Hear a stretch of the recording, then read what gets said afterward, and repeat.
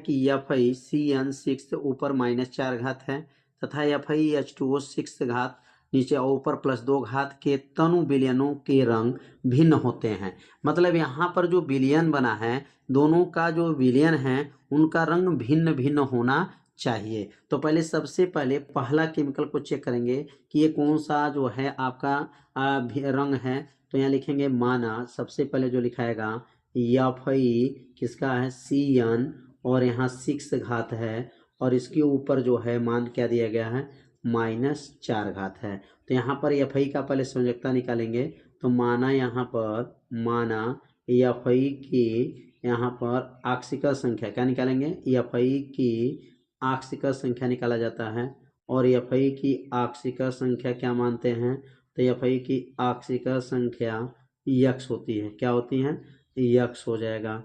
तो आक्सीय संख्या x हो जाएगा।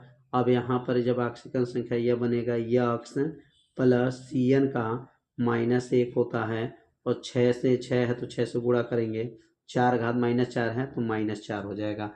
अब इसको हल करेंगे तो x है और -1 कहाँ से है, CN का -1, 6 में गुणा हुआ 6 करना 6, x -6 बराबर -4 हो गया। 6 को पक्षांतर करेंगे तो x बराबर -4 प्लस 6 हो जाएगा।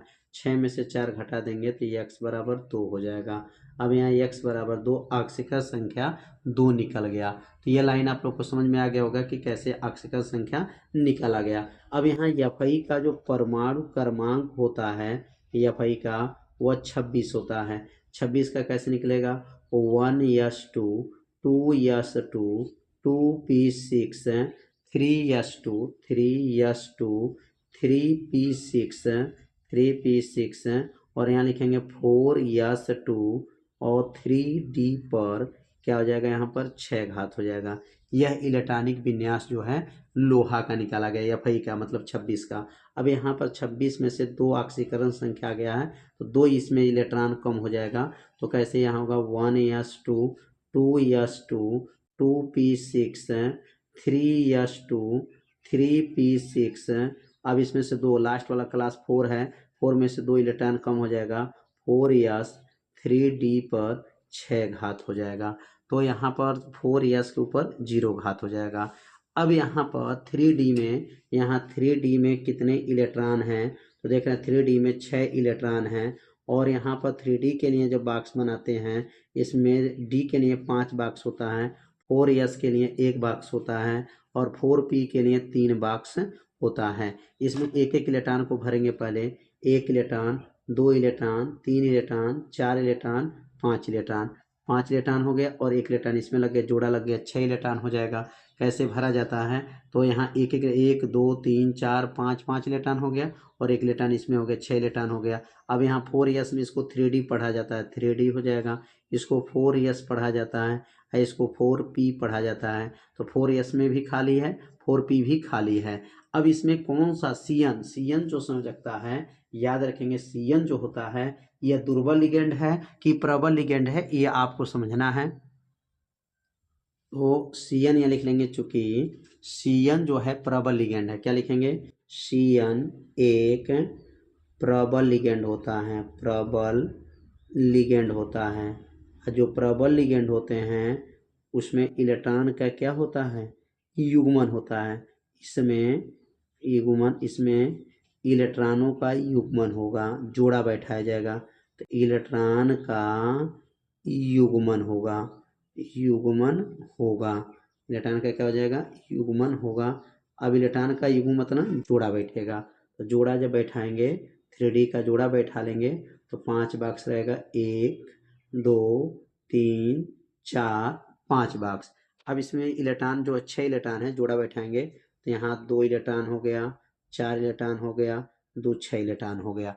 जब जोड़ा बैठ गया तो ये इसमें युग्मित इलेक्ट्रॉन पाए जाते हैं और जिसमें युग्मित इलेक्ट्रॉन पाए जाते हैं उसको क्या कहा जाता है, अब इसके बारे में समझेंगे। तो यहाँ पे लिख लेंगे, इसमें अयुग्मित इलेक्ट्रॉन पाए जाते हैं। इसमें क्या है, अयुग्मित इलेक्ट्रॉन है, अयुग्मित इलेक्ट्रॉन है, अयुग्मित इलेक्ट्रॉन हो गया, इलेक्ट्रॉन है। अतः रंगहीन रंगहीन यौगिक होगा, रंगहीन यौगिक है। यह बिना कोई कलर नहीं होगा, रंगहीन यौगिक है। क्यों है रंगहीन? रंगहीन कब होता है? जब अयुग्मित इलेक्ट्रॉन, जिसमें इसमें लिखेंगे युग्मित इलेक्ट्रॉन पाए थे, मिस्टेक हो गया, थोड़ा सा ध्यान देंगे। इसमें युग्मित इलेक्ट्रॉन है, इसमें अयुग्मित नहीं, इसमें युग्मित जोड़ा बैठ गया। जब जोड़ा बैठ गया तो इसमें युग्मित इलेक्ट्रॉन है, अतः रंगहीन यौगिक है। आज जिसमें जोड़ा नहीं बैठेगा, मतलब अयुग्मित इलेक्ट्रॉन रहेगा, तो वह रंगीन होते हैं। एक रंगहीन, रंगहीन मतलब इसका कोई कलर नहीं होगा, इसलिए इसको बोला जाता है रंगहीन यौगिक है। अब अगला वाला जो चेक करेंगे, क्योंकि दोनों विलयन का रंग भिन्न होना चाहिए, तो ये तो रंगहीन आ गया। अब अगला जो यौगिक दिया गया है और उसको चेक करके पता करेंगे कि वह जो है विलयन क्या होगा। तो अगला जो यौगिक जो देखेंगे, चेक करेंगे, तो अगला जो यौगिक है Fe2O है, और H2O के बाद नीचे आपका दिया गया है 6 है, और यहाँ पर पावर दिया गया है 2+ है। तो सबसे पहले क्या करना पड़ता है? पहले ऑक्सीकरण संख्या निकालेंगे। माना EFI का ऑक्सीकरण संख्या क्या माना जाएगा? X है। तो ऑक्सीकरण संख्या यहाँ लिख लेंगे, ऑक्सीकरण संख्या X है, ऑक्सीकरण संख्या X है, ऑक्सीकरण संख्या X हो गया। Fi के नीचे X प्लस जल का 0×6, क्योंकि 0 ऑक्सीकरण संख्या होता है बराबर 2, तो X प्लस 0 बराबर 2, तो X का मान आ गया 2। ऑक्सीकरण संख्या कितना आ गया? 2 आ गया। अब यहाँ ऑक्सीकरण संख्या जब 2 आ गया, तो अब यहाँ लिखें Fi का परमाणु क्रमांक 26 होता है। 26 का इलेक्ट्रॉनिक विन्यास 1s2 2s2 2p6 3s2 3p6 4s2, और यहाँ लिखेंगे 3d पर 6 हो जाएगा। अब यहाँ पर 2 इलेक्ट्रॉन कम कर लेंगे, तो Fi के ऊपर +2, मतलब 2 ऑक्सीकरण संख्या इसमें से कम हो जाएगा। तो लिखेंगे 1s2 2s2 2p6 3s2 3p6, और ये हो जाएगा 4s0 3d पर 6 घात। अब यहाँ पर जो बनेगा, अगला जो बनेगा यहाँ पर 3D के लिए बनाएंगे, तो ये 3D बॉक्स हो जाएगा, और 3D बॉक्स में 5 बॉक्स होते हैं, और 4s में 1 बॉक्स होते हैं, और 4p में 3 बॉक्स होते हैं। यहाँ पर 1 2 3 4 5 हो जाएगा। यहाँ पर लिखेंगे 3D, और यहाँ लिखेंगे 4s, और यहाँ लिखेंगे 4p हो जाएगा। D में 6 इलेक्ट्रॉन, 1 2 3 4 5, और यहाँ पे 6 इलेक्ट्रॉन है। अब यहाँ पर यस में तो 0 इलेक्ट्रॉन होगा, पी में भी 0 इलेक्ट्रॉन है, क्योंकि 4p यहाँ पर है नहीं है। अब ये जल जो दिखेंगे, जल H2O जो है, H2O एक दुर्बल लिगेंड है। क्या है? दुर्बल लिगेंड है। आज जो दुर्बल लिगेंड होते हैं, दुर्बल लिगेंड है। अब दुर्बल लिगेंड जब होते हैं, लिगेंड है, अतः इलेक्ट्रॉन का युग्मन नहीं होगा। अतः क्या लिखेंगे? इलेक्ट्रॉन का जोड़ा नहीं बैठाएंगे, इलेक्ट्रॉन का युग्मन नहीं होगा। और जब इलेक्ट्रॉन का युग्मन नहीं होगा, मतलब जोड़ा नहीं बैठेगा, युग्मन नहीं होगा, अब इलेक्ट्रॉन का जोड़ा नहीं बैठाया जाएगा। ये किसके सिद्धांत पे सब लग रहा है? तो बीबीटी के सिद्धांत यहाँ लागू हो रहा है। अब यहाँ पे जोड़ा जब नहीं बैठाएंगे तो क्या बनेगा? अब यहाँ पर जो है जोड़ा नहीं बैठाएंगे, तो पुनः 3D लिखेंगे, 4s लिखेंगे, और यहाँ 4p लिखेंगे। यहाँ पर 3 बॉक्स बना लीजिएगा, और यहाँ 5 1 2 3 4 5। अब इसमें इलेक्ट्रॉन भरेंगे, कितने इलेक्ट्रॉन थे? 6 2 यहाँ भरे थे, 2 इलेक्ट्रॉन भरा हुआ था, 3 4 5 6। जो ऊपर बना है इसका जोड़ा नहीं बैठेगा। और जो जोड़ा जिसमें नहीं बैठता है तो अयुग्मित इलेक्ट्रॉन पाए जाते हैं। क्या कहेंगे? इसमें अयुग्मित इलेक्ट्रॉन है।